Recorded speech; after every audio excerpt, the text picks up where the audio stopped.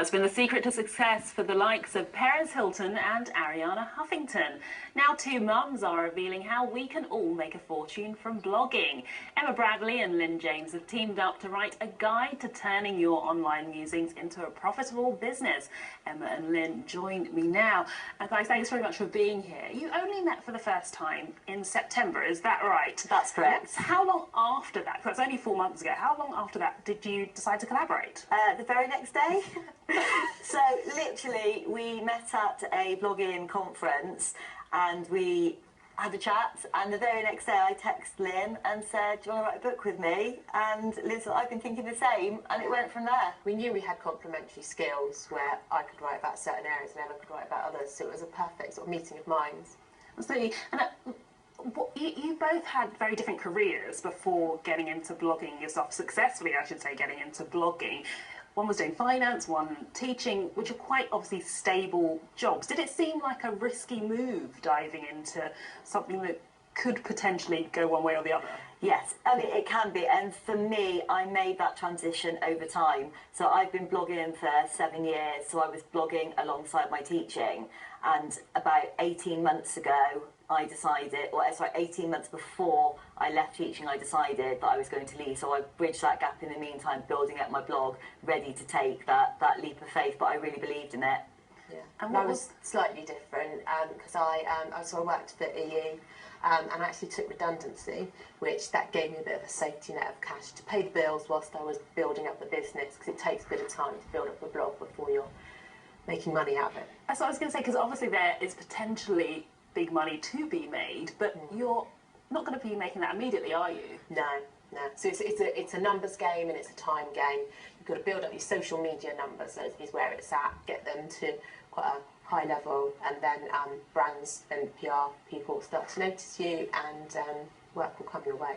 There has been a real surge in this in recent years, obviously with the rise of digital. But what are the pitfalls that people make? What are the obvious mistakes? Well, I think that's one of the things we talked about in the book, wasn't it? We looked at some of the mistakes we made in the early days so that other people don't make those same mistakes. And I think a really one that's causing me a lot of pain now is I didn't search engine optimise my website properly from day one.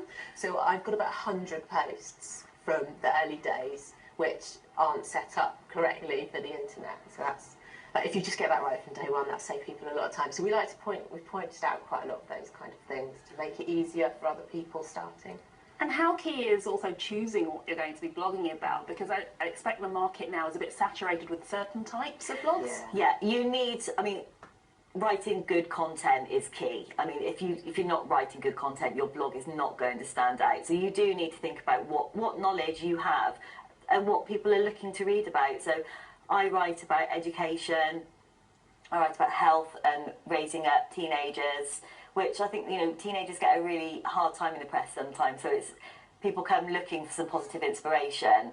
And then on my second blog, I write about money and saving mums, busy mums, time and money. And it's not necessarily a thrifty blog about climbing out of debt, but mine is how to have a good lifestyle but get the best bargains. Lynn's more academic. Yeah, it's really important to have that niche so you can build up that group of people that just come to you for that information, and likewise then brands, when they're specifically looking for someone in that niche, there aren't many bloggers to go to, so I think we've done that quite well with our blogs.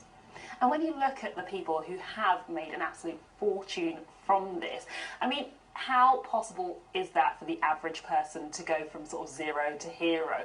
Is there real money to be made now? Absolutely real money to be made. I mean, I'm earning equivalent to what I was earning when I was a teacher, but in real value that's even more because I now don't have to pay any nursery fees. I was earning as a teacher and paying out several £100s a month on my youngest daughter's childcare. That money is now in my pocket. So every pound I earn now is pretty much my pound as well. So that makes it much more financial. Emma, I'm going to have to stop you. We're out of time. Back at 5:30 with more news then. Bye for now.